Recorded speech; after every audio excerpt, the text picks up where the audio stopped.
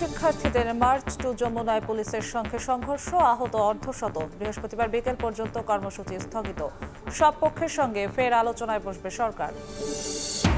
নির্বাচন বানচালে নিত্য নতুন দাবি তুলছে কিছু রাজনৈতিক মহল। গণতান্ত্রিক শক্তির ক্ষমতায় আসা ঠেকাতে ষড়যন্ত্রে সরকারের ভেতরের একটি অংশ, অভিযোগ মির্জা ফখরুলের। জাতীয় নির্বাচনের রোডম্যাপের খসড়া অনুমোদন বৃহস্পতিবার প্রকাশ করবে ইসি। তত্ত্বাবধায়ক সরকার ব্যবস্থা বাতিলের রায়ের বিরুদ্ধে আপিলের অনুমতি। শুনানি 21 অক্টোবর। পাল্টাপাল্টি অভিযোগে ব্যস্ত ডাকসুর প্রার্থীরা। হলে বাধা পাওয়ার দাবি ছাত্রদলের। পক্ষপাতিত্বের অভিযোগ শিবির ও বৈষম্য বিরোধীদের। ডাকসুর ভোট 25 সেপ্টেম্বর।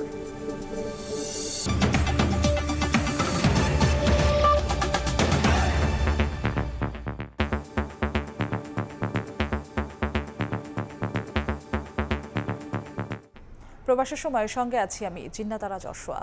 প্রকৌশল বিশ্ববিদ্যালয় শিক্ষার্থীদের মার্চ টু যমুনা কর্মসূচিতে পুলিশি বাধায় রণক্ষেত্রে পরিণত হয় ইন্টারকন্টিনেন্টাল মোড় ও শাহবাগ এলাকা।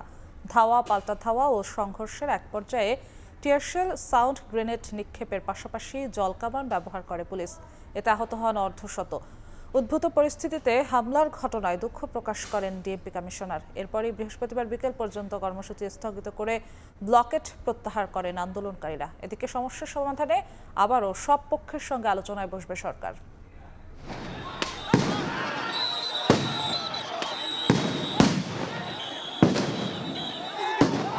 টিয়ারশেল, সাউন্ড গ্রেনেডের মুহুর্মুহু শব্দ, থেমে থেমে ধাওয়া পাল্টা ধাওয়া। প্রকৌশল শিক্ষার্থীদের যমুনা অভিমুখে পদযাত্রায় পুলিশ বাধা দিলে রণক্ষেত্র পরিণত হয় হোটেল ইন্টারকন্টিনেন্টাল মোড় ও শাহবাগ এলাকা। শিক্ষার্থীদের ছত্রভঙ্গ করতে লাঠিচার্জের পাশাপাশি জল কামানও ব্যবহার করে পুলিশ। সংঘর্ষে আহত হন অর্ধশত শিক্ষার্থী এবং কয়েকজন পুলিশ সদস্য। ঘটনার জন্য একে অপরকে দায়ী করেন। আমরা তো শান্তিপূর্ণভাবে বসছিলাম না, মাঝখানে কতবার আমাদের সাউন্ড গ্রেনেড মারা হয়েছে। পুলিশ আমাদের নিজস্ব বুয়েটের শান্তিপ্রিয় বুয়েট সকল প্রকৌশলীদের উপরে কিন্তু ঝাঁপিয়ে পড়েছে। তারা প্রচুর ইট মারছে, আর যে তাদের কাছে যে হেক্সা চাকু টাইপের ছিল, এটা কয়েকটা জায়গায় আমাদেরকে মারার কারণে আমাদের কয়েকটা ছেলেপেলে কিন্তু এখন গুরুতর আহত। শিক্ষার্থীদের উপর হামলার বিচার, প্রকৌশল ইস্যুতে গঠিত কমিটি বাতিল এবং পূর্বের দাবি মেনে প্রজ্ঞাপন জারির দাবি জানিয়ে আবারও শাহবাগ ব্লকেট করেন প্রকৌশল শিক্ষার্থীরা। আন্দোলনে সংহতি জানিয়ে বুয়েট উপাচার্য বলেন, শিক্ষার্থীদের যৌক্তিক দাবি আদায়ের কর্মসূচিতে পুলিশের হামলা মেনে নেওয়া যায় না। নির্মমভাবে আমার শিক্ষার্থীদের উপর আঘাত এনেছে, তাদের শাস্তির ব্যবস্থা করেন। সংকট সমাধানে বুধবার সন্ধ্যায় রেল ভবনে 11 সদস্যের ছাত্র প্রতিনিধির সঙ্গে বৈঠকে বসেন সড়ক পরিবহন উপদেষ্টা ফজলুল কবির খান এবং পরিবেশ উপদেষ্টা সৈয়দা রিজওয়ানা। 1 ঘন্টার আলোচনা শেষ হয় ফলাফলহীন। ফজলুল কবির জানান, উদ্ভূত পরিস্থিতি সমাধানে বৃহস্পতিবার আবারও সব অংশীদারদের নিয়ে বৈঠক হবে। এলজিডি, তারপরে কি বলে যে পাবলিক ওয়ার্কস ডিপার্টমেন্ট কিংবা এই যে পাওয়ার ডেভেলপমেন্ট বোর্ডের চেয়ারম্যান সাহেব আছে, এখানে আছেন, রেলওয়ের ডিজি আছেন, ওনারা সঙ্গে বসবো। তো এইটার সঙ্গে বসবো এবং এইটার আমরা একটা যাতে সুরাহা করা যায় সেটার আমরা চেষ্টা করব।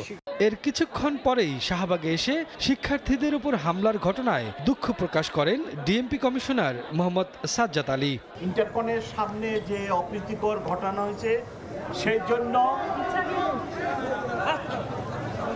জন্য আমি এই ঢাকা মেট্রোপলিটন পুলিশের পুলিশ কমিশনার হিসেবে অত্যন্ত দুঃখিত এবং দুঃখ প্রকাশ করি। দাবি আদায়ে অনড় অবস্থানের কথা জানিয়ে আন্দোলনরত শিক্ষার্থীরা বৃহস্পতিবার বিকেল 5টায় পূর্ণাঙ্গ কর্মসূচির ঘোষণার কথা জানান। জনদুর্ভোগ এড়াতে শাহবাগ ব্লকেট না করার সিদ্ধান্ত জানান তারা। জনগণের দুর্ভোগের কথা চিন্তা করে আমরা জনদুর্ভোগপূর্ণ কোনো কর্মসূচিতে ইমিডিয়েটলি যাব না। আজকের এই শাহবাগে অবস্থান এবং আমাদের উপর যে নির্যাতন, আমাদের উপর যে আক্রমণ, পুলিশের নির্লিপ্ত আক্রমণ করা হয়েছে, এর দায়ভার কিন্তু ডিসি মাসুদের উপর বর্তায়। আন্দোলনে বুয়েট, রুয়েট, চুয়েট ও কুয়েটের শিক্ষার্থী ও বিভিন্ন প্রকৌশল অনুষদের শিক্ষার্থীরাও অংশ নেন। কর্মসূচিতে সংহতি প্রকাশ করেন বুয়েট শিক্ষকরাও। শফিকুজ্জামান রুবেল, সময় সংবাদ, ঢাকা।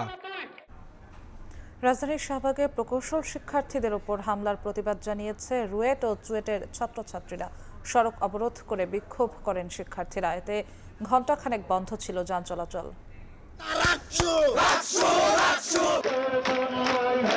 উত্তাল রুয়েট ও চুয়েট সড়ক অবরোধ করে বিক্ষোভ শিক্ষার্থীদের। রাজধানীর শাহবাগে মার্চ টু ঢাকা কর্মসূচিতে প্রকৌশল শিক্ষার্থীদের সঙ্গে পুলিশের সংঘর্ষের প্রতিবাদে এ কর্মসূচি। বুধবার বিকেলে রাজশাহীতে তানাইমারি মোড় থেকে রুয়েট ক্যাম্পাস পর্যন্ত সড়ক অবরোধ করেন শিক্ষার্থীরা। শিক্ষার্থীদের উপর হামলার ঘটনায় সুষ্ঠু তদন্ত ও দোষী পুলিশ সদস্যদের বিচার দাবি জানানো হয়। বিএসসি ডিগ্রি যদি না থাকে তাহলে কেউ নিজেকে ইঞ্জিনিয়ার বলে দাবি করতে পারবে না। আমাদের ভাইদের উপর যেভাবে আক্রমণ করা হয়েছে, যেভাবে হামলা চালানো হয়েছে, এটা তীব্র নিন্দা জানাই এবং অতিবিলম্বে এর সুষ্ঠু বিচার আমরা চাই। একই দাবিতে চট্টগ্রাম নগরীর ২ নম্বর গেট সড়ক অবরোধ করে বিক্ষোভ করেন চুয়েট শিক্ষার্থীরা। তাদের সঙ্গে একত্রতা জানিয়ে যোগ দেন চট্টগ্রাম বিশ্ববিদ্যালয় ও আন্তর্জাতিক ইসলামী বিশ্ববিদ্যালয়ের শিক্ষার্থীরাও। 10ম গ্রেডের মধ্যে শুধু ডিপ্লোমাদের নিয়োগ দেওয়া হয়, এন্ড 9ম গ্রেডে তারা একটা অবৈধ প্রমোশন পায়। ওরা প্রমোশন নিয়ে 33% থেকে 100% পর্যন্ত নেওয়ার কারণে আমাদের 9ম গ্রেডের সার্কুলার পুরো বন্ধ হয়ে আছে। ডিপ্লোমা প্রকৌশলীদের নামের আগে প্রকৌশলী লেখা বন্ধ। ডিপ্লোমা প্রকৌশলীদের কাউকে পদোন্নতি দিয়ে 9ম গ্রেড দেওয়া যাবে না ও 10ম গ্রেডের চাকরিতে প্রবেশের ক্ষেত্রে স্নাতক প্রকৌশলীদের সুযোগ দেওয়া সহ বেশ কিছু দাবিতে বেশ কয়েকদিন ধরেই আন্দোলন চলছে। কনক আজাদ, সময় সংবাদ।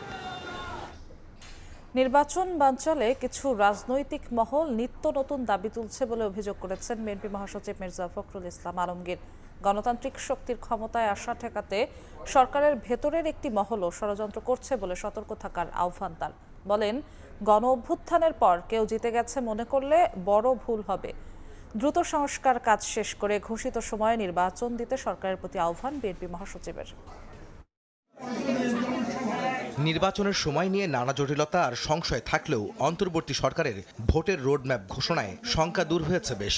কিন্তু নতুন করে সংস্কার আর পিআর পদ্ধতি সহ বেশ কিছু বিষয় সামনে আসায় নির্বাচন পেছানোর ষড়যন্ত্র দেখছে রাজনৈতিক দলগুলো।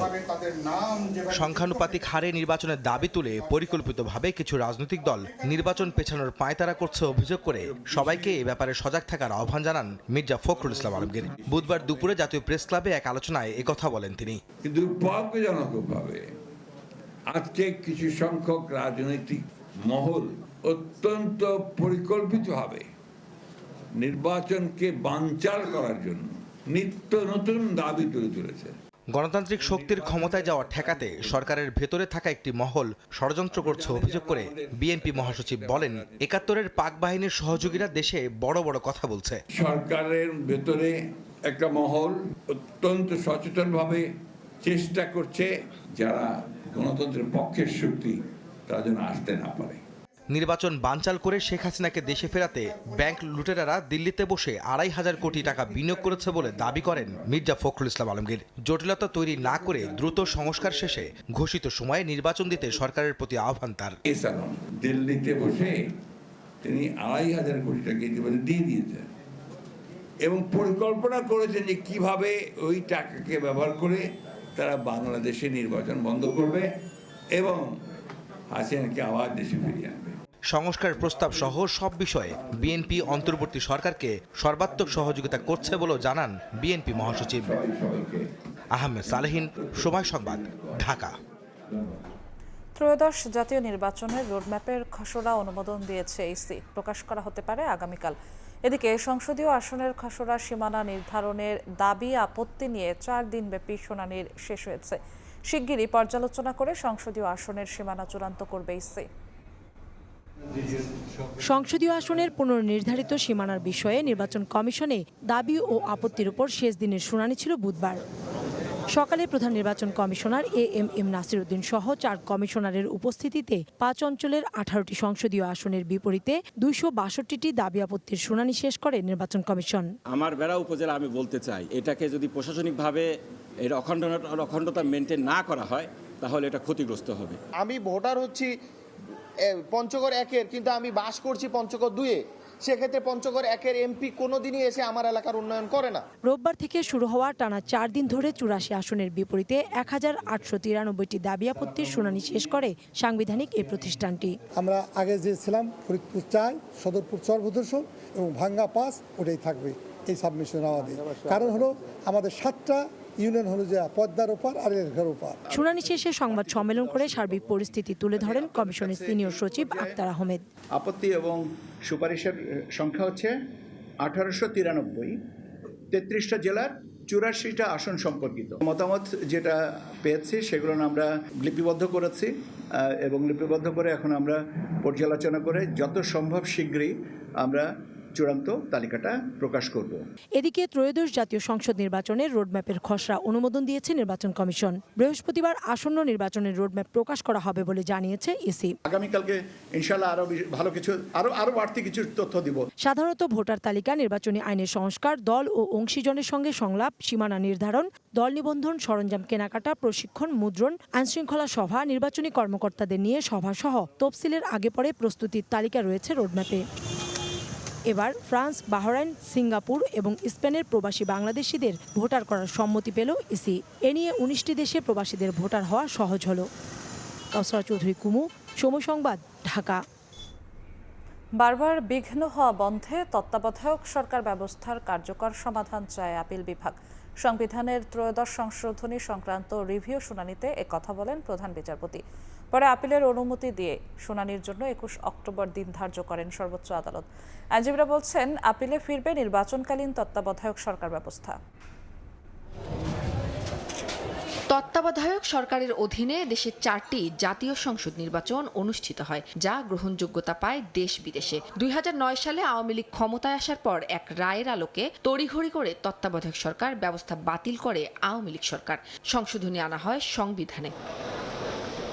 আইনজীবীরা বলছেন, তত্ত্বাবধায়কের বিধান বাতিল হওয়ায় দেশের গণতন্ত্র ও নির্বাচন ব্যবস্থা ধ্বংস হয়ে যায়। 5 আগস্টের পট পরিবর্তনের পর তত্ত্বাবধায়ক সরকার ব্যবস্থা ফেরাতে আইনি লড়াই শুরু করে বিএনপি, জামাত সহ কয়েকটি পক্ষ। দুদিন শুনানি শেষে আপিলের অনুমতি দেন সর্বোচ্চ আদালত। শুনানিতে প্রধান বিচারপতি বলেন, সাময়িক নয়, তত্ত্বাবধায়ক সরকার ব্যবস্থা নিয়ে কার্যকর সমাধান চায় আপিল বিভাগ। অন্তর্বর্তী সরকার যেমন সাংবিধানিক পরিকাঠামোর মধ্যে আছে, একইভাবে সুপ্রিম কোর্টের ক্ষমতা আছে তত্ত্বাবধায়ক সরকার কখন থেকে কার্যকর করবেন সেই গাইডলাইন দেওয়ার।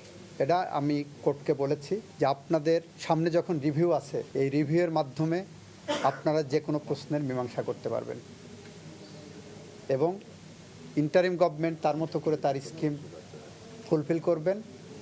সুপ্রিম কোর্ট সব কিছুকে বিবেচনা নিয়ে একটা গাইডলাইন দেবেন বলে আমরা বিশ্বাস করি। বিএনপি, জামাত সহ আবেদনকারীদের আইনজীবীরা বলছেন, তত্ত্বাবধায়ক সরকার ফিরলে সুসংহত হবে দেশের গণতন্ত্র। রিভিউ পিটিশনটা মাননীয় আদালত অ্যালাউ করবেন এবং অ্যালাউ করলে মানুষ আবার তাদের অধিকার ফিরে পাবে। এই দেশের জনগণের প্রত্যাশা অনুযায়ী, জনগণের ভোটাধিকারের জন্য একটা নির্দলীয় তত্ত্বাবধায়ক সরকার ব্যবস্থার মাধ্যমে মানুষ ভোট দিয়ে নেতা নির্বাচনের যে সুযোগ পেয়েছিল, তত্ত্বাবধায়ক সরকার ব্যবস্থা এই রিভিউ এলাও করার মাধ্যমে সেটি সংবিধানে ফিরে আসবে। আইনে থাকুক বা না থাকুক সেই বিতর্কে না গিয়ে কোর্টের প্র্যাকটিস তারা অবলম্বন করতে চান, সেই জন্য আজকে লিভ দিয়েছেন এবং শুনানি হবে রিওপেনিং এর প্রথম দিকেই এটি শুনানি হবে গুরুত্বের বিচারে। তত্ত্বাবধায়ক সরকারের বিধান বাতিল করে গণতন্ত্র এবং রায় নিয়ে প্রতারণা করায় সাবেক প্রধান বিচারপতি খয়রুল হকের বিরুদ্ধে আরও মামলা হওয়া উচিত বলে মনে করেন বিএনপির আইনজীবীরা।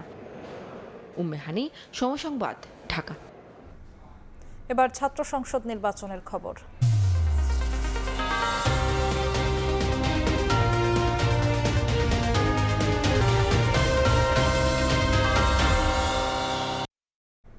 ডাকসু নির্বাচনের প্রচারণার দ্বিতীয় দিনেও পাল্টা অভিযোগে সরগরম ছিল ঢাবি ক্যাম্পাস। হলে প্রচারে বাধা দাবি করেছেন ছাত্রদলের প্রার্থীরা, আর প্রশাসনের বিরুদ্ধে পক্ষপাতিত্বের অভিযোগ শিবির ও বৈষম্য বিরোধীদের। বুধবার সকাল থেকেই প্রচারণা শুরু করেন ডাকসু নির্বাচনে ছাত্রদল সমর্থিত ভিপি প্রার্থী আবিদুল ইসলাম খান। পরে চিফ রিটার্নিং অফিসারের কার্যালয়ে গিয়ে ইসলামী ছাত্র শিবির সহ বেশ কয়েকটি প্যানেলের বিরুদ্ধে আচরণবিধি লঙ্ঘনের অভিযোগ তুলে তিনি বলেন, আবাসিক হলে প্রচারণায় ছাত্রদলকে বাধা দেয়া হচ্ছে। আলোকসজ্জা করেছেন, কনসার্ট করেছেন, তারপর কবিতা আবৃত্তি করেছেন, এরপরে তিনি ইশতেহার ঘোষণা করেছেন, যেটা সম্পূর্ণভাবে হচ্ছে নির্বাচনী আচরণবিধি লঙ্ঘন। বৈধ কাগজপত্র থাকার পরও তাকে ডেকে এনে এই রিফাত আরা মেম বলেছেন, তোমার আবাসিক কার্ড ছাড়া তুমি প্রচারণা চালাতে পারবে না বলে তাকে হল থেকে বের করে দেওয়া হয়, যেটা কোনোভাবেই কাম্য নয়। ভোটের প্রচারণায় অংশ নিয়েছেন অপরাজয় ৭১ ও অদম্য ২৪ প্যানেলের প্রার্থীরাও। এদিকে দুপুরে চারুকলা অনুষদ থেকে প্রচারণায় নামে বৈষম্য বিরোধী শিক্ষার্থী সংসদ। পরে সংবাদ সম্মেলনে আচরণবিধি লঙ্ঘনের অভিযোগ করেন তারা। প্রত্যেকটা প্রার্থীর মধ্যে একটা প্রতিযোগিতা চলতেছে যে কে কার চেয়ে বেশি আচরণবিধি লঙ্ঘন করবেন। আচরণবিধি লঙ্ঘন নয়, বরং প্রশাসনের অনুমতি নিয়েই ব্যানার টাঙানো হয়েছে বলে দাবি করে ইসলামী ছাত্র শিবির সমর্থিত ঐক্যবদ্ধ শিক্ষার্থী জোটের প্রার্থীরা বলেন, প্রশাসন পক্ষপাতদুষ্ট আচরণ করায় নির্বাচন নিয়ে শঙ্কিত তারা। নির্বাচন কমিশনার বলেছিল আপনারা সব কাজ পারবেন,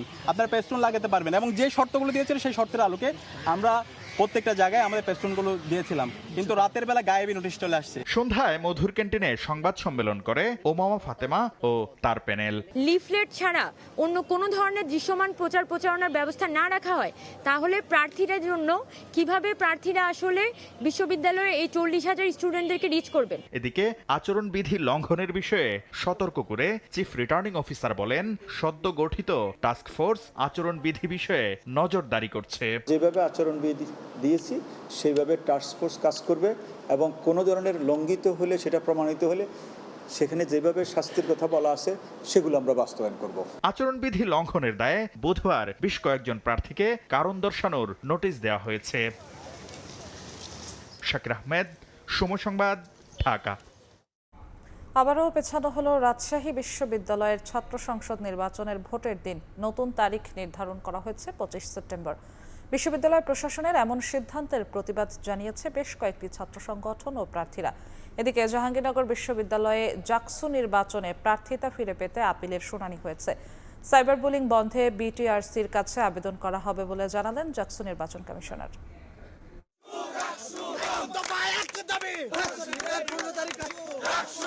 রাজশাহী বিশ্ববিদ্যালয়ে ছাত্র সংসদ, হল সংসদ ও সিনেট নির্বাচন পেছানোর প্রতিবাদে ফুঁসে উঠেছে বিভিন্ন ছাত্র সংগঠন।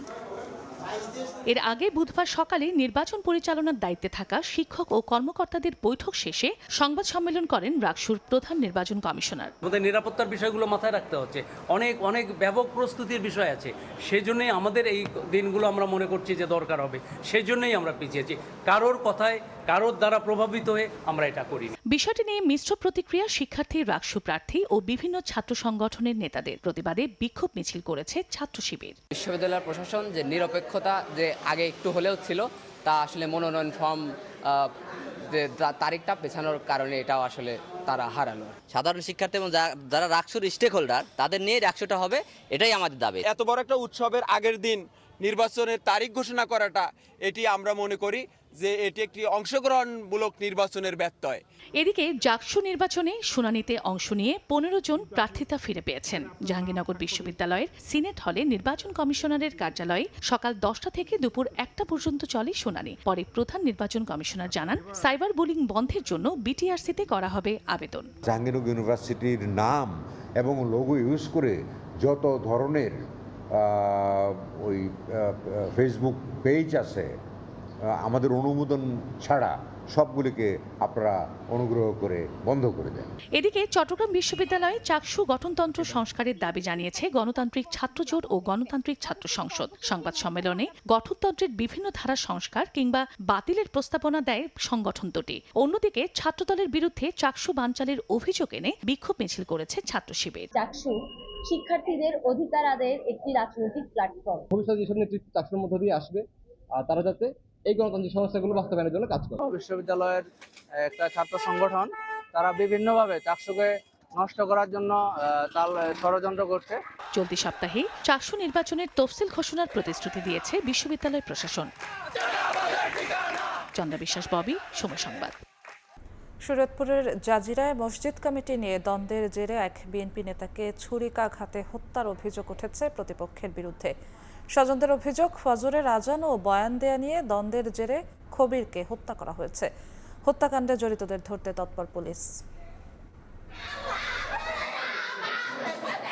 মসজিদ কমিটির দ্বন্দ্বে প্রাণ গেল ইউপি বিএনপি নেতার। পুলিশ জানায়, মঙ্গলবার রাত 10টার দিকে উপজেলার বড়কান্দি এলাকায় একটি মসজিদ কমিটিকে কেন্দ্র করে খবির সর্দার ও আলমাস সর্দারের মধ্যে বিরোধ চলছিল। এর জেরেই আলমাস সর্দার ও তার সমর্থকরা খবির সর্দারকে ছুরিকাঘাত করে। স্থানীয়রা উদ্ধার করে জাজিরা উপজেলা স্বাস্থ্য কমপ্লেক্সে নিলে চিকিৎসক খবিরকে মৃত ঘোষণা করেন। ওনার বুকের ডান পাশে একটা স্ট্যাব ইনজুরি অর্থাৎ চাকু দিয়ে আঘাত করা হয়েছে, সেখান থেকে অতিরিক্ত রক্তক্ষরণ প্লাস ওনার আমরা ধারণা করছি হার্টে ইনজুরি হয়েছে, পাশাপাশি ফুসফুসেও। যেহেতু সেন্টারে রাইট পাশে সেন্টারে করছে, দুই পাশে ইনজুরি হয়ে মৃত্যুবরণ করেছে। নিহতের পরিবারের অভিযোগ, ফজরের আজান ও বয়ান দেয়া নিয়ে দ্বন্দ্বের জেরে খবিরকে হত্যা করা হয়েছে। আমি সামনে গেছি, আমি পিছিয়ে গেছি, পিছিয়ে যাওয়ার পরে ও আলমাস দৌড় দিছে, দৌড় দিয়া আবার ওই খবির সর্দার সবাই দৌড়ে গেছে, দৌড়ে যাওয়ার পরে ওই সাকাত হোসেনের বাড়ির সামনে যাইয়া আমরা তার পিছিয়ে পড়ে গেছি, যাইয়া ওখানে আরে পাট দিছে। এদিকে হত্যাকাণ্ডে জড়িতদের ধরতে মাঠে নেমেছে পুলিশ। ওই যে মসজিদ কমিটি নিয়ে দ্বন্দ্ব ছিল, এই দ্বন্দ্ব প্রেক্ষিতে ওই যে খবির সর্দার 55কে আলমাস সর্দার তাকে চাকরি দিয়ে স্টেপ করতে হয়েছিল। নিহত খবির সর্দার বড়কান্দি ইউনিয়ন বিএনপির যুগ্ম আহ্বায়ক ছিলেন। সময় সংবাদ, শরীয়তপুর। বাংলাদেশ মিয়ানমার সীমান্তের নাফ নদীর জলসীমায় বেপরোয়া হয়ে উঠেছে আরাকান আর্মি। গত 4 দিনে নাফ নদীর জলসীমা থেকে 6টি ট্রলার সহ 44 জেলেকে ধরে নিয়ে গেছে তারা। এ নিয়ে টেকনাফ উপকূলে বিরাজ করছে চরম উৎকণ্ঠা। জেলেদের উদ্ধারে দ্রুত পদক্ষেপ ও নাইখ্যাংদিয়া এলাকায় নিরাপত্তা জোরদারের দাবি জানিয়েছেন ট্রলার মালিক সমিতি। বিস্তারিত জানাচ্ছেন সুজাউদ্দিন রুবেল। শাহপুরী দ্বীপের নাইখ্যাংদিয়া জলসীমা অংশে একের পর এক ট্রলার সহ জেলেদের ধরে নিয়ে যাচ্ছে মিয়ানমারের বিদ্রোহী গোষ্ঠী আরাকান আর্মি। এ নিয়ে গেল 22 দিনে মিয়ানমারের আরাকান আর্মি ধরে নিয়ে গেছে 51 জন জেলেকে, যাদের কোনো খবর পাচ্ছে না জেলে পরিবারগুলো। আরাকান আর্মিরা এসে স্পিডবোট নিয়ে এসে এরা আমাদেরকে ধরে নিয়ে যায়। ট্রলার মালিক সমিতির দাবি, সীমান্তের নিয়ন্ত্রণ নেওয়ার পর থেকে বেপরোয়া হয়ে উঠেছে আরাকান আর্মি। এতে মাছ ধরা হয়ে উঠেছে কঠিন। আইন শৃঙ্খলা বাহিনীর কাছে আমাদের আবেদন, ওনারা যদি আমাদের চলাচলের রাস্তাটা একটু নিরাপত্তা দেয় আমাদেরকে, তাহলে আমরা স্বাভাবিকভাবে সাগরে যেয়ে নিশ্চিতভাবে স্কুলের মধ্যে ফিরতে পারবো। 7 দিনের মধ্যে 46 জন জেলে বুসসহ ধরে নিয়ে গিয়ে এই ব্যাপারে আমি সরকারের সহযোগিতা কামনা করি। তবে বিজিবি বলছে সীমান্ত এলাকা সংবেদনশীল হওয়ায় জেলেদের আরও বেশি সতর্ক হতে হবে। যেন কোনোভাবেই তারা মাছ ধরার সময় যেন সীমান্ত অতিক্রম না করে। সীমান্ত যদি অতিক্রম না করে সেই ক্ষেত্রে আসলে মিয়ানমারের ওই পাশে কারোই কোনো ক্ষমতা নাই আমাদের জেলেদেরকে ধরে নিয়ে যাওয়ার জন্য। 2024 সালের ডিসেম্বর থেকে চলতি আগস্ট পর্যন্ত নাফ নদী ও বঙ্গোপসাগর থেকে 250 জন জেলেকে ধরে নিয়ে যায় আরাকান আর্মি। সুজাউদ্দিন রুবেল, সময় সংবাদ, কক্সবাজার। হত্যার পর মরদেহ ফেলার ডাম্পিং জোনে পরিণত হয়েছে দেশের নদীগুলো। 2024 সালের তুলনায় বেড়েছে মরদেহ ফেলার ঘটনা। নৌপুলিশ বলছে 2024 সালে নদীতে প্রতি মাসে গড়ে যেখানে 36টি মরদেহ উদ্ধার হতো, চলতি বছর সেই সংখ্যা 43। এসব মরদেহের মধ্যে 30% কোনো হদিসই মিলছে না। এতে পার পেয়ে যাচ্ছে অপরাধীরা। নৌপুলিশ বলছে মৃত্যুর অনেক পরে মরদেহ উদ্ধার হওয়া আর জনবল লজিস্টিক সংকটে বেগ পেতে হয় নিহতের পরিচয় শনাক্তে। মাসুদুর রহমানের প্রতিবেদন।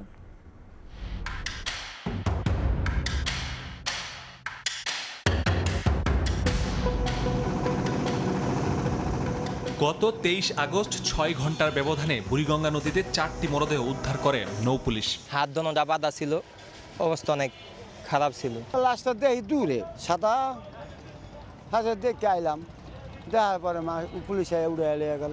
শুধু বুড়িগঙ্গায় নয়, ঢাকার পাশে তুরাগ, বালু ও শীতলক্ষা নদীতেও ঘটছে একই ঘটনা। একের পর এক মরদেহ উদ্ধারের ঘটনায় আতঙ্কে এসব এলাকার মানুষ। নেংকি লাশ ফালায় তো এটা কারা ফালায়, কে ফালায়, এটা দেখার দরকার আছে না। নিরাপদ করার জন্য অবশ্যই এটা কার্যকরী পদক্ষেপ নিতে হবে। নৌপুলিশের তথ্য বলছে 2024 সালে নদীতে 440টি মরদেহ উদ্ধার হয়েছে, যার মধ্যে শনাক্ত হয়েছে 299টি আর পরিচয় মেলেনি 141টির। অন্যদিকে চলতি বছরের প্রথম 7 মাসেই মরদেহ পাওয়া গেছে 301টি, যার মধ্যে 92টি শনাক্ত করা যায়নি। হত্যার পর মরদেহ গায়েবের ডাম্পিং জোন হিসেবে পরিণত হয়েছে রাজধানীর আশপাশের এই নদীগুলো।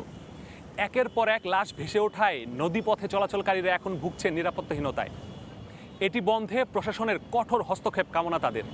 মাইরা ধরে ফেলা দেয়, বেঁধে ফেলা দেয়, এটা আমরা অনেক কষ্ট লাগে। আমরা দেখা অনেক ডরা যাই। 10 মিনিট নামে ওনারা চলে যায়, চলে যাওয়ার পরে ওনাদের কাজ শেষ মনে করে ওনারা নদীতে আসে না। নৌপুলিশের দাবি, নদী থেকে উদ্ধার হওয়া মরদেহের বেশিরভাগই পচা গলা। এগুলো আঙুলের ছাপ ও চেহারা দেখে শনাক্ত করা যায় না। মিনিস্ট্রি থেকে আমাদের ইউনিটগুলো বাড়ানোর জন্য, পাশাপাশি আপনি লক্ষ্য করেছেন আমাদের লজিস্টিক আমাদের ঘাটতি রয়েছে, সেক্ষেত্রে আমাদের এটা বাড়ানোর জন্য আমরা স্যাররা প্রস্তাব দিয়েছেন। নদী ও তীরবর্তী অপরাধ প্রবণ এলাকা চিহ্নিতের পর সিসিটিভি স্থাপন, টহল ও নজরদারি বাড়ানোর পরামর্শ বিশ্লেষকদের। কোন স্পটগুলো অপরাধীরা বেশি ব্যবহার করছে সেই স্পটগুলোতে আপনার সিসি ক্যামেরা ব্যবহার করে সেখানে মনিটরিংয়ের ব্যবস্থা করা, নিরবিচ্ছিন্নভাবে এর পিছনে লেগে থেকে এর রহস্য উদ্ঘাটন করতে না পারলে এটা কিন্তু আরও এই সংখ্যাটা ক্রমান্বয়ে বাড়তে থাকবে। নৌপুলিশের পাশাপাশি কোস্টগার্ড সহ আইন শৃঙ্খলা বাহিনীর অন্য ইউনিটগুলোকে কাজে লাগানোর পরামর্শও দিচ্ছেন বিশ্লেষকরা। মাসুদুর রহমান, সময় সংবাদ, ঢাকা। গভীর শ্রদ্ধায় জাতীয় কবি কাজী নজরুল ইসলামকে স্মরণ করছে অনুরাগীরা। ঢাকা বিশ্ববিদ্যালয় প্রাঙ্গণে কবির সমাধিতে ফুল দিয়ে শ্রদ্ধা নিবেদন করেন রাজনৈতিক, সামাজিক ও সাংস্কৃতিক সংগঠনের প্রতিনিধি ও পরিবারের সদস্যরা। বিএনপির জ্যেষ্ঠ যুগ্ম মহাসচিব রুহুল কবির রিজভী বলেন, গণতান্ত্রিক সমাজ প্রতিষ্ঠায় মূল মন্ত্র কাজী নজরুল ইসলামের চেতনা। শ্রদ্ধাঞ্জলি হাতে শত শত মানুষের ভিড়। বাঙালির জাতীয় চেতনার বাতিঘর কাজী নজরুল ইসলামের প্রয়াণ দিবসে তার সমাধি প্রাঙ্গণ হয়ে ওঠে স্মরণ আর ভালোবাসার ভূমি।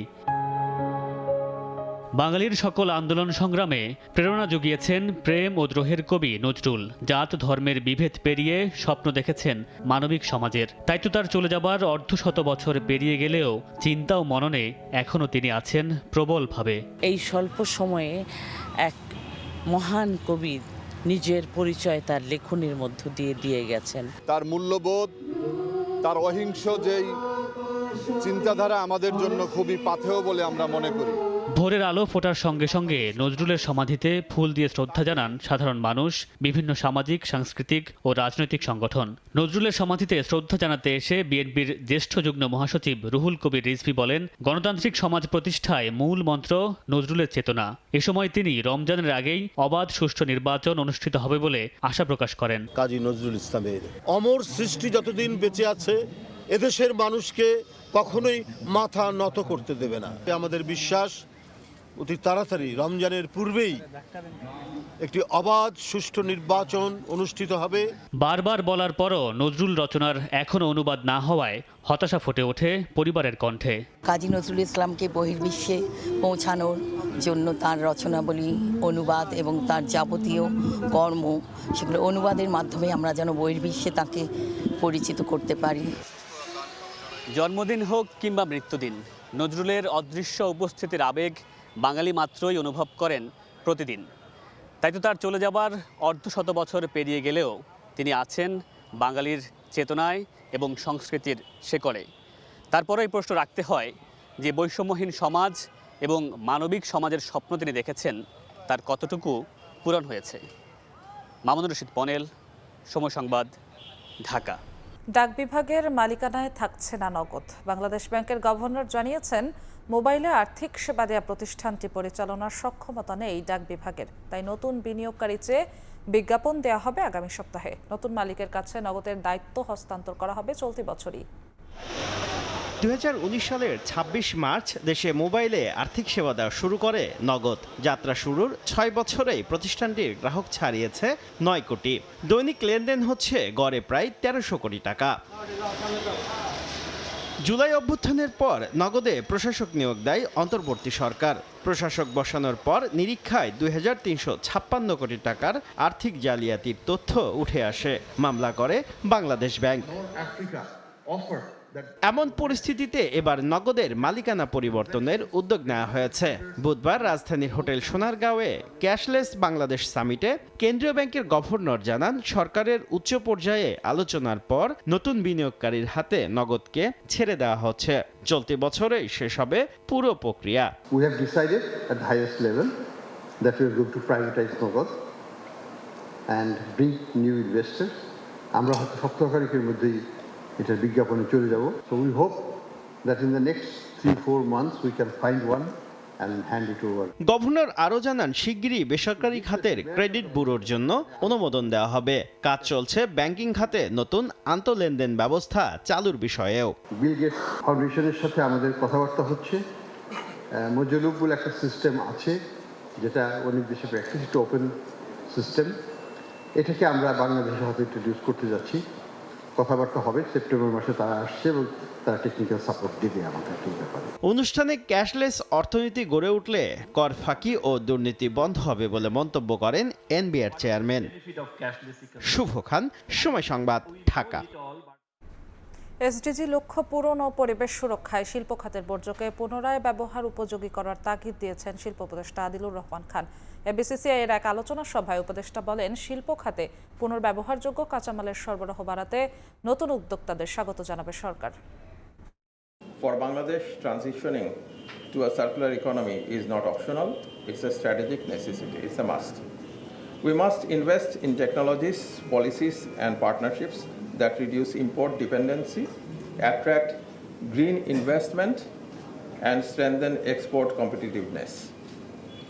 This transformation will align our industries with global standards while opening opportunities for sustainable trade. The Ministry of Industries is fully committed to support this journey.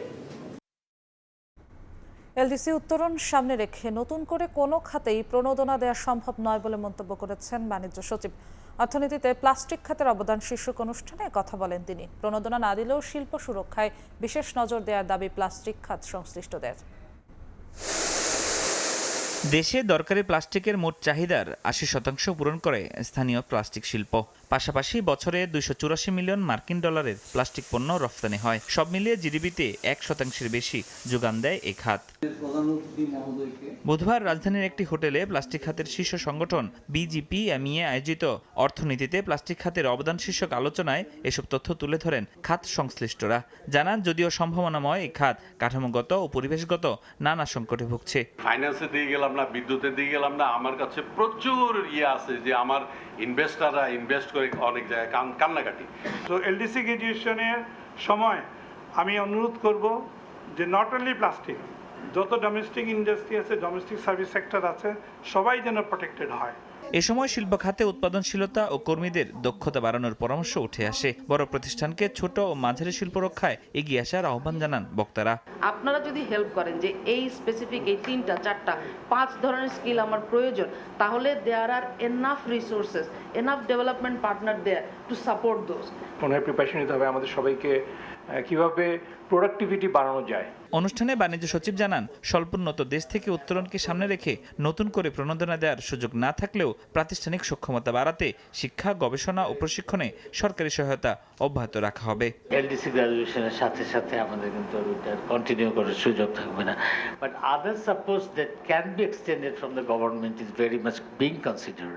দেশীয় শিল্পের স্বার্থ সুরক্ষিত রাখতে প্রয়োজনে অ্যান্টি ডাম্পিং শুল্ক আরোপ করা হবে বলেও জানান তিনি।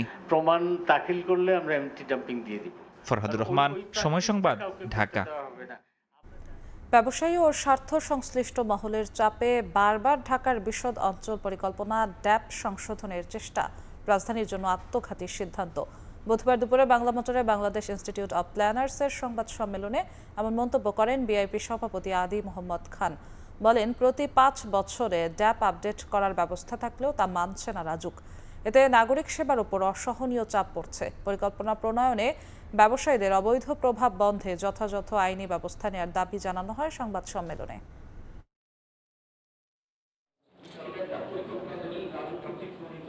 ভারতের উপর যুক্তরাষ্ট্রের অতিরিক্ত 50% শুল্ক কার্যকর হয়েছে। মার্কিন শুল্কের চাপ মোকাবিলায় দেশবাসীকে দেশীয় পণ্য উৎপাদন ও ব্যবহারের আহ্বান জানিয়েছেন ভারতের প্রধানমন্ত্রী নরেন্দ্র মোদী।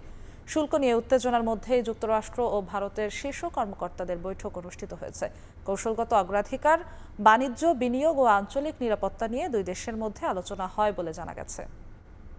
যুক্তরাষ্ট্রের শুল্ক আরোপের প্রভাব থেকে বাঁচতে এর মধ্যেই তোড়জোড় শুরু হয়েছে ভারতে। আমদানিতে শুল্ক বসায় এবার দেশীয় পণ্যের উপর জোর দিচ্ছে দেশটি। ভারতের স্বাধীনতা দিবসের অনুষ্ঠানে লাল কেল্লা থেকে দেয়া ভাষণে দেশবাসীকে দেশীয় পণ্য উৎপাদন এবং ব্যবহারের আহ্বান জানান প্রধানমন্ত্রী নরেন্দ্র মোদী। ক্ষুদ্র দোকান ও ব্যবসা প্রতিষ্ঠানকে স্বদেশি বোর্ড লাগানোরও তাগিদ দেন। চলতি সপ্তাহে বিভিন্ন অনুষ্ঠানে এই বিষয়ে বারবার তাগিদ দেন মোদী।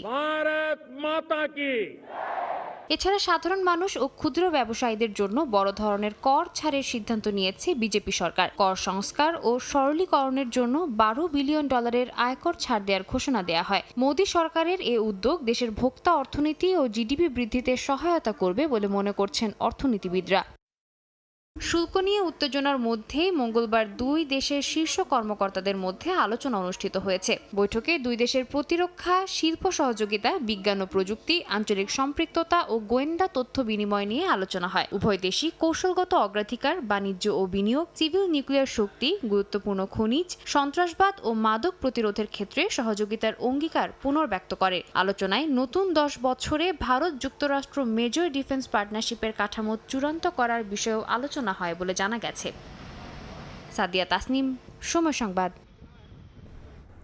মার্কিন চাপের মুখে এক হচ্ছে 3 পরাশক্তি চীন, রাশিয়া ও ভারত। আগামী সপ্তাহে চীনের থিয়েনচিনে আয়োজিত নিরাপত্তা সম্মেলনে একই মঞ্চে উঠবেন শি জিনপিং, ভ্লাদিমির পুতিন আর নরেন্দ্র মোদী। অতিরিক্ত শুল্ক আরোপকে হাতিয়ার করে বিশ্ব বাণিজ্যকে হুমকির মুখে ঠেলে দেওয়া মার্কিন প্রেসিডেন্ট ডোনাল্ড ট্রাম্পের কার্যকলাপের মধ্যেই শক্তির জানান দিতে এক হচ্ছেন তারা। আগামী 31 আগস্ট থেকে 1 সেপ্টেম্বর চীনের উত্তরাঞ্চলীয় বন্দরনগরী থিয়েনচিনে আয়োজিত একটি আঞ্চলিক নিরাপত্তা সম্মেলনে এক মঞ্চে উঠতে যাচ্ছেন দেশটির প্রেসিডেন্ট শি জিনপিং, রাশিয়ার প্রেসিডেন্ট ভ্লাদিমির পুতিন ও ভারতের প্রধানমন্ত্রী নরেন্দ্র মোদী। এই সম্মেলনের আয়োজন করেছে সাংহাই সহযোগিতা সংস্থা। এতে রাশিয়া, ভারত ও চীনের পাশাপাশি মধ্য এশিয়া, মধ্যপ্রাচ্য, দক্ষিণ এশিয়া ও দক্ষিণ পূর্ব এশিয়ার 20টিরও বেশি দেশের নেতারা অংশ নেবেন। রয়টার্সের এক প্রতিবেদনে বলা হয়, শুল্ক আরোপ নিয়ে ট্রাম্পের বাড়াবাড়ি কর্মকাণ্ডের মধ্যেই এক মঞ্চে শি, পুতিন ও মোদির এ উপস্থিতি হবে গ্লোবাল সাউথ বা বৈশ্বিক দক্ষিণাঞ্চলীয় দেশগুলোর অর্থনীতি, নিরাপত্তা সহ নানা বিষয়ে শক্তিশালী সংহতির দারুণ দৃষ্টান্ত। এছাড়া এ বৈঠক হবে মার্কিন বিভিন্ন নিষেধাজ্ঞায় জর্জরিত রাশিয়ার জন্য একটি কূটনৈতিক বিজয়। ইউক্রেন যুদ্ধের কারণে পশ্চিমা নেতাদের সঙ্গে দূরত্ব তৈরি হলেও পুতিন এখানে মঞ্চ ভাগ করবেন শি ও মোদির সঙ্গে। ভারতের প্রধানমন্ত্রী নরেন্দ্র মোদী প্রায় 7 বছর পর চীন সফরে যাচ্ছেন। 2020 সালে সীমান্ত সংঘাতের পর থেকে দুই দেশের সম্পর্ক ছিল উত্তেজনাপূর্ণ। তবে সাম্প্রতিক সময়ে উত্তেজনা প্রশমনে পদক্ষেপ নেয় এ সফরকে তাৎপর্যপূর্ণ বলে ধরা হচ্ছে। পর্যবেক্ষকদের মতে শি মোদির বৈঠক সীমান্ত থেকে সেনা প্রত্যাহার, বাণিজ্যিক ছাড় এবং ভিসা নীতি সহজীকরণের মতো ঘোষণার পথ তৈরি করতে পারে। ইয়াসমিন অনন্যা, সময় সংবাদ। যুক্তরাষ্ট্রকে অপরাধ মুক্ত করতে জোরালো পদক্ষেপ গ্রহণের পরিকল্পনা হাতে নিয়েছেন মার্কিন প্রেসিডেন্ট ডোনাল্ড ট্রাম্প। এবার ওয়াশিংটন ডিসিতে খুনের মামলায় দোষী সাব্যস্ত হলে সর্বোচ্চ শাস্তি মৃত্যুদণ্ডের বিধান চাইলেন তিনি। রাজধানী ওয়াশিংটন ডিসিতে মৃত্যুদণ্ডের বিধান না থাকলেও মঙ্গলবার মন্ত্রিসভার বৈঠকে কথা বলেন তিনি। এদিকে মার্কিন কেন্দ্রীয় ব্যাংক ফেডারেল রিজার্ভের গভর্নরকে ট্রাম্প বরখাস্তের উদ্যোগ নিলেও তা প্রত্যাখ্যান করেছেন লিসা কুক। উল্টো প্রেসিডেন্টের সিদ্ধান্তের বিরুদ্ধে আইনি পদক্ষেপ নেওয়ার ঘোষণা দিয়েছেন তিনি। যুক্তরাষ্ট্র থেকে হাসানুজ্জামান সাকির রিপোর্টে বিস্তারিত। যুক্তরাষ্ট্রের আইন শৃঙ্খলা পরিস্থিতি, ফেডারেল রিজার্ভ ব্যাংকের গভর্নরকে বরখাস্ত করা, রাশিয়া, ইউক্রেন ও গাজায় যুদ্ধ বন্ধ, নানা ইস্যুতে উত্তপ্ত মার্কিন রাজনীতি। মঙ্গলবার এসব বিষয়ে মন্ত্রিসভায় বৈঠকে বসেন প্রেসিডেন্ট ডোনাল্ড ট্রাম্প। প্রায় 3.5 ঘন্টা ধরে চলা বৈঠকে ট্রাম্প বলেন, ওয়াশিংটন ডিসিতে খুনের মামলায় দোষী সাব্যস্ত হলে সর্বোচ্চ শাস্তি মৃত্যুদণ্ড চান তিনি। যুক্তরাষ্ট্রের বিভিন্ন অঙ্গরাজ্যের মতো রাজধানী ওয়াশিংটন ডিসিতেও মৃত্যুদণ্ডের বিধান নেই। ট্রাম্প আশা করেন ধীরে ধীরে অন্যান্য অঙ্গরাজ্যগুলো মৃত্যুদণ্ড কার্যকরের উদ্যোগ নেবে। মন্ত্রিসভা বৈঠকে ট্রাম্প জানান, ওয়াশিংটন ডিসির পর অপরাধ দমনে ইলিনয়ের শিকাগোতে সেনা মোতায়েনের সিদ্ধান্ত নেওয়া হয়েছে। এ বিষয়ে তিনি বলেন, গভর্নর কেতি হুকুল চাইলে নিউ ইয়র্কেও ন্যাশনাল গার্ড মোতায়েন করা হবে। এ বিষয়ে কেতি হুকুলের কোনো মন্তব্য জানা না গেলেও ইলিনয়ের গভর্নর জেভি প্রিজকার ট্রাম্পের সিদ্ধান্তকে প্রত্যাখ্যান করেছেন। এক সংবাদ সম্মেলনে প্রিজকার বলেন, যুক্তরাষ্ট্রের 20টি বড় শহরের মধ্যে 13টিতেই গণহত্যা সহ অপরাধ প্রবণতা বেশি, যেগুলো ট্রাম্পের দল রিপাবলিকান শাসিত। মন্ত্রিসভার বৈঠকে ট্রাম্প আরো বলেন, হত্যা, বন্দুক সহিংসতা সহ আইন শৃঙ্খলা পরিস্থিতি যুক্তরাষ্ট্রের মধ্যবর্তী নির্বাচন ও পরবর্তী মার্কিন প্রেসিডেন্ট নির্বাচনে গুরুত্বপূর্ণ ইস্যু হয়ে উঠবে। তাই যেভাবেই হোক অপরাধ নিয়ন্ত্রণে আনা জরুরি। এদিকে কেন্দ্রীয় ব্যাংক ফেডারেল রিজার্ভের গভর্নর লিসা কুককে বরখাস্ত করার কথাও বৈঠকে জানান ট্রাম্প। কুককে মর্টগেজ প্রতারক আখ্যা দিয়ে ট্রাম্প বলেন, তার দায়িত্বে থাকার কোনো নৈতিক অধিকার নেই। প্রেসিডেন্টের নজিরবিহীন হস্তক্ষেপকে অস্বীকার করে লিসা কুক বলেছেন, ফেডারেল রিজার্ভ একটি স্বাধীন প্রতিষ্ঠান, এর ওপর প্রেসিডেন্টের নিয়ন্ত্রণের কোনো সুযোগ নেই। হাসানুজ্জামান সাকি, সময় সংবাদ, যুক্তরাষ্ট্র। বিএনপির স্থায়ী কমিটির সদস্য ডক্টর খন্দকার মোশাররফ হোসেনের সঙ্গে লন্ডনে মতবিনিময় সভা করেছে জাতীয়তাবাদী পরিবার বৃহত্তর কুমিল্লা। স্থানীয় সময় মঙ্গলবার লন্ডনে এ সভা অনুষ্ঠিত হয়। সভায় প্রধান অতিথি ছিলেন ডক্টর খন্দকার মোশাররফ হোসেন। তিনি বলেন, সুষ্ঠু ও অবাধ নির্বাচনের জন্য বিএনপি প্রায় 2 দশক ধরে সংগ্রাম করছে। আসন্ন জাতীয় নির্বাচন সামনে রেখে সবাইকে ঐক্যবদ্ধ হয়ে কাজ করতে হবে। এ সময় প্রবাসে বিএনপির বিভিন্ন অঙ্গ ও সহযোগী সংগঠনের নেতাকর্মীরা উপস্থিত ছিলেন। ক্যামব্রিজ বিশ্ববিদ্যালয়ের কারিকুলামে পড়ালেখা করে ও লেভেল পরীক্ষায় অভাবনীয় সাফল্য অর্জন করেছে ইতালিতে বসবাসরত বাংলাদেশি ছাত্রছাত্রীরা। এতে নতুন প্রজন্মের জন্য উন্মোচিত হয়েছে উচ্চশিক্ষার দ্বার। উত্তীর্ণ শিক্ষার্থীরা পড়াশোনা করতে পারবে বিশ্বের 118টি বিশ্ববিদ্যালয়ে। ইতালি থেকে হাসান মাহমুদের তথ্যচিত্রের রিপোর্ট। 1990 সাল থেকে ইতালির রোমে বাংলাদেশিদের বসবাস শুরু হয়। সে সময় থেকে দেশটিতে বড় হওয়া শিশু কিশোরদের ইতালীয় ছাড়া অন্য ভাষায় পড়াশোনা করার সুযোগ ছিল না। বিশেষ করে ইংরেজি মাধ্যমে পড়ার ইচ্ছে ছিল কেবলই দিবাস্বপ্ন। বাধ্য হয়েই ইতালীয় ভাষায় পড়াশোনা করতে হয়েছে বাংলাদেশি ছেলে মেয়েদের। সময়ের ব্যবধানে রাজধানী রোমে বাংলাদেশি মালিকানায় গড়ে তোলা হয় ইংরেজি মাধ্যমের school. The European international school and college থেকে 2025 সালে ও লেভেল পরীক্ষায় শতভাগ উত্তীর্ণ হয়ে রেকর্ড করেছে বাংলাদেশিরা। মঙ্গলবার উত্তীর্ণদের international general certificate for secondary education বা IGCSE প্রদান করে স্কুল কর্তৃপক্ষ। অনুষ্ঠানে উপস্থিত ছিলেন কমিউনিটির বিশিষ্ট ব্যক্তি এবং অভিভাবকরা। ছাত্রছাত্রীরা ইংরেজি ভাষায় শিক্ষিত হয়ে আমাদের এই কৃষ্টি কালচারকে পৃথিবীতে তুলে ধরবে। এত সুন্দর একটা রেজাল্ট করছে, যেটা টোটাল ইটালির মধ্যে একটা অন্যতম। এখান থেকে বাচ্চারা পড়াশোনা শেষ করে ইংল্যান্ড, আমেরিকা সহকারে অন্যান্য কান্ট্রিতে 118টা কান্ট্রিতে যে সার্টিফিকেটটা মূল্যায়ন করা হয় ক্যামব্রিজের, সেটাতেই আমাদের বাচ্চারা পড়াশোনা করছে। আমার ফিউচার প্ল্যান হচ্ছে আমি ইংল্যান্ডে গিয়ে ইনশাআল্লাহ আমার হায়ার এডুকেশন পারসিউ করব। ইতালির অন্যান্য ইংরেজি মাধ্যমের স্কুলে যেখানে বার্ষিক কমপক্ষে 15,000 ইউরো, যা বাংলাদেশি মুদ্রায় প্রায় 21 লক্ষ টাকা প্রয়োজন, সেখানে বাংলাদেশিদের প্রতিষ্ঠিত স্কুলে বছরে প্রায় 3,000 ইউরো অর্থাৎ বাংলাদেশি মুদ্রায় প্রায় 4.5 লাখ টাকায় পড়াশোনার সুযোগ পাচ্ছেন শিক্ষার্থীরা। সময় সংবাদ, ইতালি। পরিচালক নয়, ক্রিকেট বোর্ডের দায়িত্বে আসলে সভাপতি হয়ে আসতে চান তামিম ইকবাল। ঢাকা ক্লাব কর্তাদের বড় অংশের সমর্থনও পাচ্ছেন সাবেক টাইগার অধিনায়ক। বিসিবি নির্বাচনের দিনক্ষণ চূড়ান্ত হতে পারে 1 সেপ্টেম্বর সিলেটে অনুষ্ঠিত হতে যাওয়া বোর্ড সভায়। ধারণা করা হচ্ছে সেপ্টেম্বরের শেষে অথবা অক্টোবরের শুরুতে হতে পারে বিসিবি নির্বাচন। হোম অফ ক্রিকেটে কান পাতলে এখন একটাই আলোচনা, কবে হচ্ছে বিসিবি নির্বাচন। অক্টোবরে শেষ হচ্ছে বর্তমান পরিচালনা পর্ষদের মেয়াদ। ধারণা করা হচ্ছে সেপ্টেম্বরের শেষ নাগাদই হতে পারে ভোটের হিসেব নিকেশ। 1 সেপ্টেম্বর সিলেটে হবে পরবর্তী বোর্ড সভা। সেখানে নির্বাচন কমিশন গঠনের বিষয়ে আসবে চূড়ান্ত সিদ্ধান্ত। এরপরেই হবে তফসিল ঘোষণা।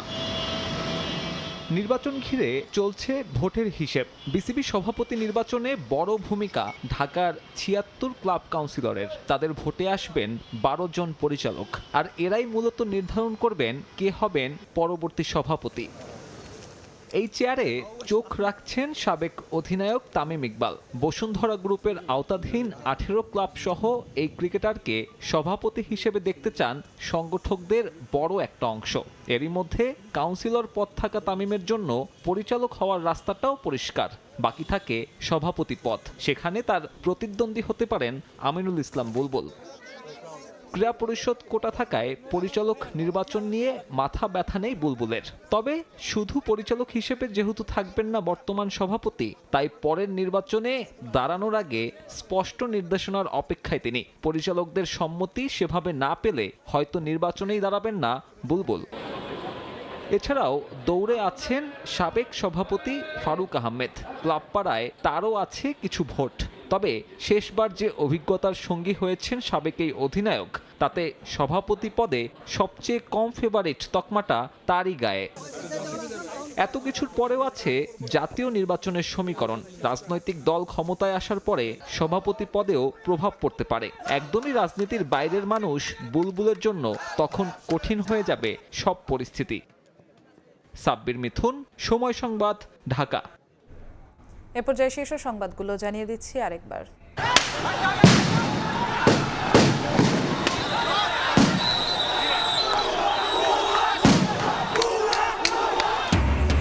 প্রকৌশল শিক্ষার্থীদের মার্চ টু যমুনায় পুলিশের সঙ্গে সংঘর্ষ, আহত অর্ধশত।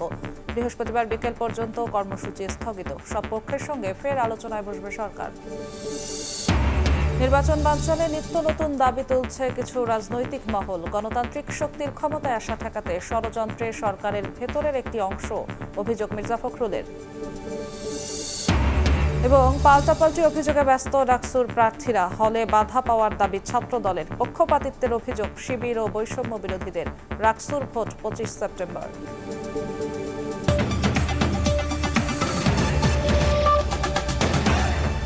এই ছিল প্রবাসী সময়, সঙ্গেই থাকুন সময়ের।